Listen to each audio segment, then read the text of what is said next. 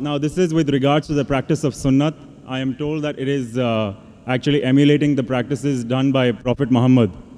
And if we're only supposed to bow down to the formless God, why do we follow practices which are done by a human incarnation, particularly things like growing your hair to a certain length, which may not have a particular significance in terms of benefit, or kissing the Hazrat Aswad when someone also declined that you're just a stone, if Prophet Muhammad didn't kiss you, I wouldn't do this either. Brother asked a very good question. He asked a very good question that when we agree Prophet Muhammad, peace be upon him, is not Almighty God, why do you have to emulate him? Why do you have to copy him if he's the incarnation of, he's not incarnation of God. So in your sentence, a human form. He's a human being. He is the best human being, but he's not God. Why do we follow? Because Almighty God has said that. Quran says in Surah Nisa chapter 4, 59, Atiullah, Atiur Rasul. Obey Allah and obey the Messenger. God has said, God said follow the Prophet, we follow. For example, I'm the boss of a company. I tell, follow my general manager. Now, you will say, why follow general manager, boss? Boss is saying so. If boss says, you have to follow.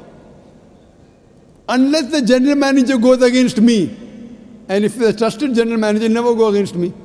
So similarly, the Prophet will never go against the teachings of Almighty God. It is because he is the messenger who has got the message of God for us. So when you emulate him, it gives us more blessings. But we can't worship him. We love the Prophet. We revere him. We love him. We obey him. But we don't worship him. So people who go to Dargah, Khwaja Moinuddin Chishti and all this is wrong? It's nowhere mentioned in the Quran to go to Dargah.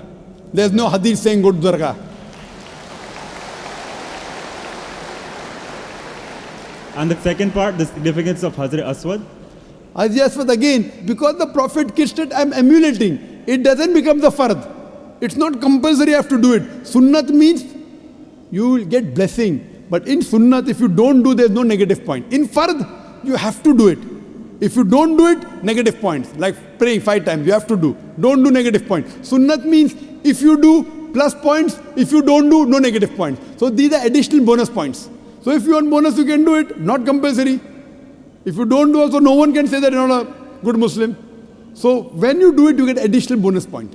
And a good Muslim tries to get more bonus point, but no one can say it's a sin. Therefore it becomes the sunnah. So Prophet kissed it, we are kissing it. Even if you don't kiss it, yet there's no problem. Hope that answers the question. Thanks very much. You're welcome.